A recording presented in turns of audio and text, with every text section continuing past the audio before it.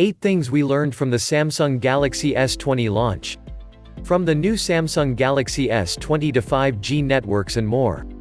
Now that Samsung Unpacked 2020 is over and all the presents have been opened, we can take stock of what was officially unveiled today, not just in devices, but services and other announcements, too.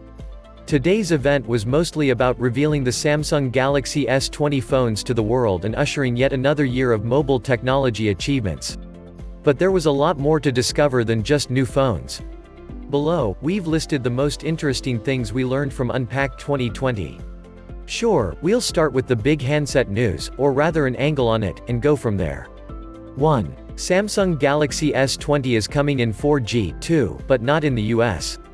While most trumpeted features in the S20 line is universal 5G, all phones will be available in 5G and, if you're outside the US, 4G versions of the main and S20 Plus phones. Yes, that's right, consumers in the American market won't have a choice but to buy a 5G-capable version of these phones. That's fascinating. Whether it's carriers or Samsung itself, you won't be able to buy a 4G-only phone in the US, which feels like a distinct choice to push the US market toward embracing and using 5G networks.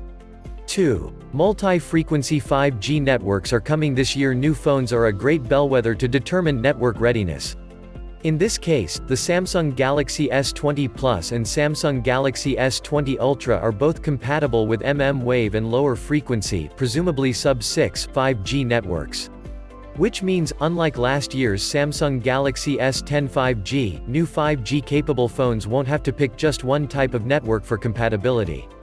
This should help 5G adoption, and support networks that are branching out to multiple frequency bands.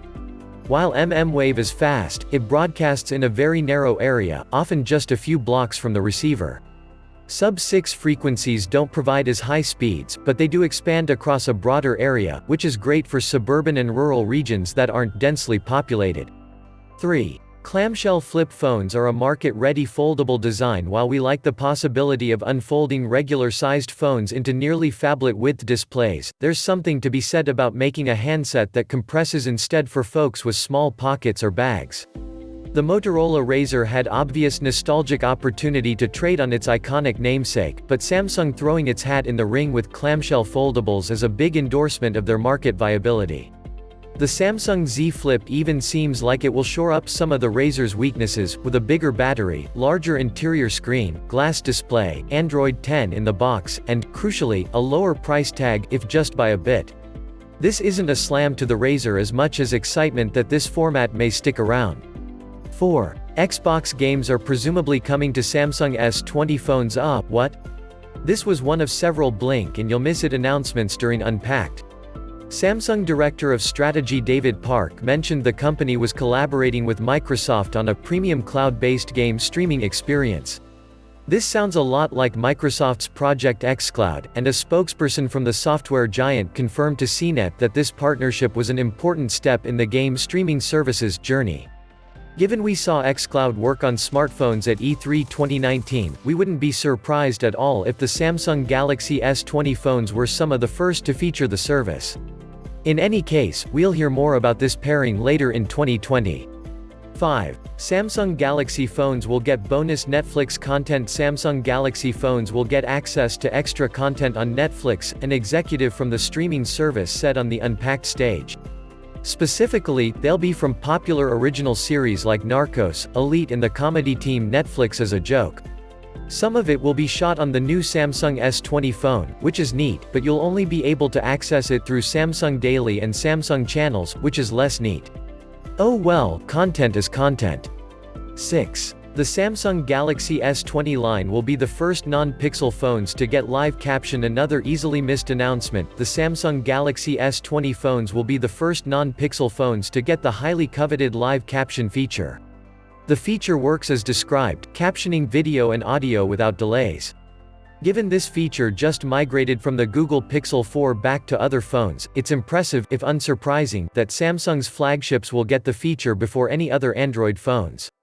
7. Rip the flagship headphone jack. Now that the Samsung Galaxy S20 has officially debuted, we can believe what the rumors were saying: this generation of the company's flagships won't pack headphone jacks. And, presumably, they might never have them again.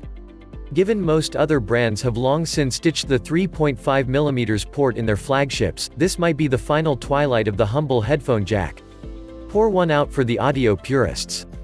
8. This might be the last year flagship phones cost under $1,000. Yes, the $1,000 threshold is arbitrarily American given the variable costs in other regions, but the line seemed significant years ago as smartphones slowly pushed minimum price tags toward ever higher ceilings. But with the baseline Galaxy S20 starting at $999, we're probably at the last year before we break into $1,000 and up territory. Again, it's arbitrary. The S20 will retail for a baseline £799 in the UK and $1,349 Australian dollars, but that $1,000 level represented some upper limit on rational phone prices. With the debut of foldable phones like the Samsung Galaxy Fold, which costs about twice that baseline S20 price tag, it seems like the gates are open to surpass thresholds and expectations.